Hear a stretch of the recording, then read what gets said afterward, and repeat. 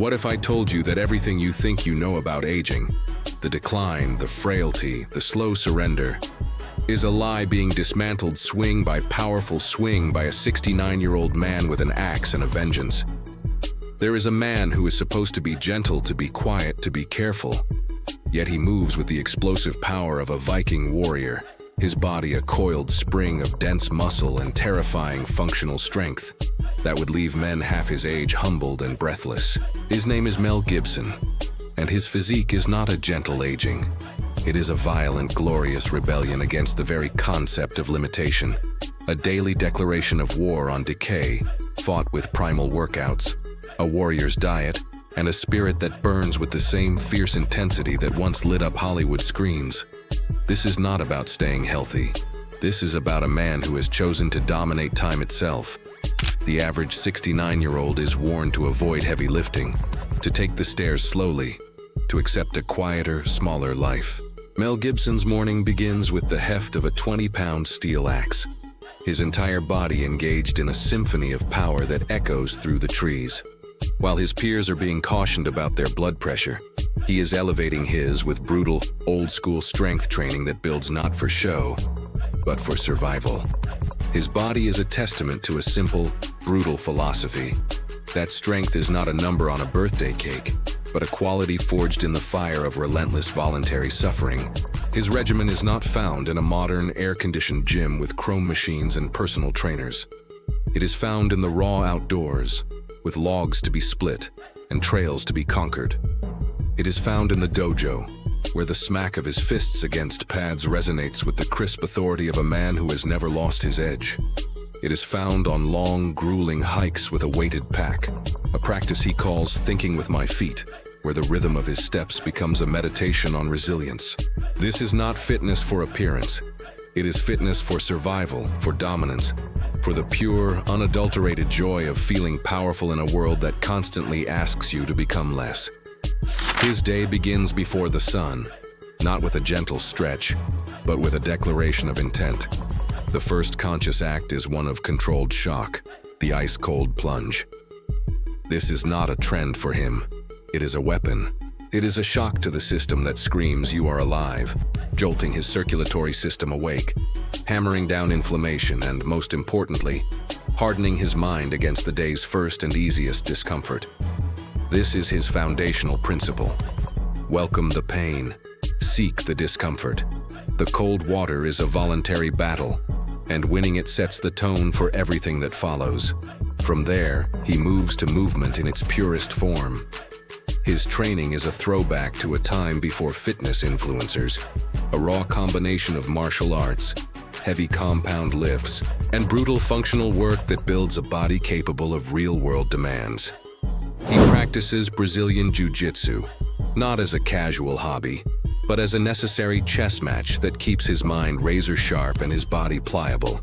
A constant reminder that true strength is as much about strategy and leverage as it is about raw power.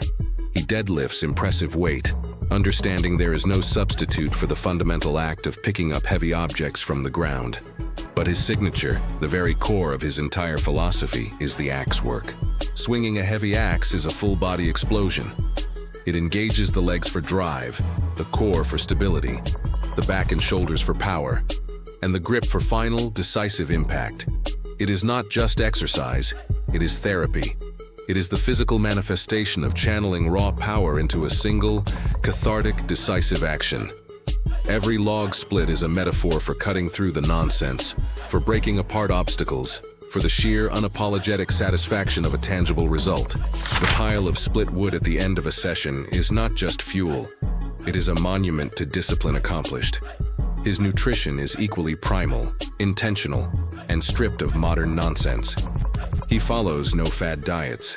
He eats like a warrior preparing for battle because, in many ways, he is. His diet is built on a foundation of clean, dense protein, wild game, grass-fed beef, and fresh fish, understanding that his body is built and repaired with the bricks of amino acids. He consumes healthy fats from sources like avocado, olive oil, and nuts, knowing that his hormonal health and joint lubrication depend on them. His carbohydrates are not from processed boxes but from the earth, Sweet potatoes, quinoa, and leafy green vegetables that provide sustained, clean energy without the inflammatory spikes and crashes of modern processed foods. He is notoriously, ruthlessly disciplined about sugar, viewing it not as a treat, but as a poison that creates inflammation, clouds the mind, and softens the will.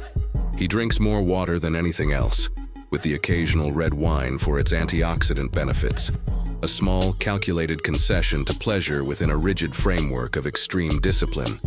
For him, food is not entertainment, it is fuel and medicine. Every meal is a conscious choice to build and repair, not just to satisfy a fleeting craving. This is eating with a purpose, a practice as disciplined and focused as his axe swings. Yet the physical transformation, the dense muscle, the explosive power, the enviable leanness, is merely the outward display of a profound internal shift. The true, unshakable secret to Mel Gibson's insane fitness at 69 is not in his kettlebell or his axe, it is in his mind. This is a man who has faced towering public scrutiny, professional exile, and personal turmoil. He knows what it means to be counted out, to be left for dead in the court of public opinion, to have his legacy questioned and his name dragged through the mud. The discipline of his physical regimen is the bedrock upon which he has rebuilt his mental and spiritual fortitude. The focus required to execute a perfect jiu-jitsu technique under fatigue, the patience needed to split a stubborn, knotty log, the sheer resilience to complete a punishing hike, when every muscle fiber is screaming in protest. These are the same qualities that allow a man to face his demons, to withstand immense pressure, and to rebuild his life from the ground up. His fitness is not separate from his incredible personal comeback. It is the engine of it. The gym, the dojo, the forest trail. These are the arenas where he practices winning, where he rehearses overcoming adversity, so that when he steps back into the world, victory is not a hope but a habit, his default state of being. This is not about chasing youth. This is about harnessing the power of maturity. Mel Gibson at 69 possesses a different, more potent kind of strength than Mel Gibson at 30. It is a smarter strength, a more efficient strength, a strength that is deeply connected to a powerful, unshakable why. He is not fighting to look young, he is training to be a formidable old man. He is building a body that can keep up with his untamed spirit, a body that can protect his hard-won peace, a body that allows him to be the patriarch, the warrior, the creator he demands himself to be for years to come. His fitness is an act of sovereignty. It is a statement that he, and he alone, is the master of his physical destiny. He is not slowing down. He is honing his edge, proving that the second half of life is not a gentle descent into the twilight, but a territory to be conquered with grit, with purpose, and with an axe in your hand. So the next time you see him, whether on screen radiating a grizzled, undeniable power that commands the frame, or in a rare photo looking lean, formidable, and utterly uncompromising, understand what you are truly witnessing. You are not looking at a senior citizen who stays active. You are looking at a modern-day gladiator.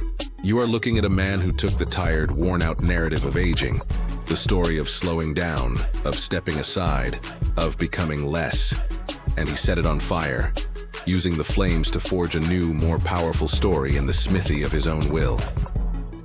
Mel Gibson at 69 is not defying age. He is redefining it. He is proving that the power of the human spirit, when channeled through disciplined action, is the most potent anti-aging remedy in existence. The only thing that is truly old is the belief that you have to be.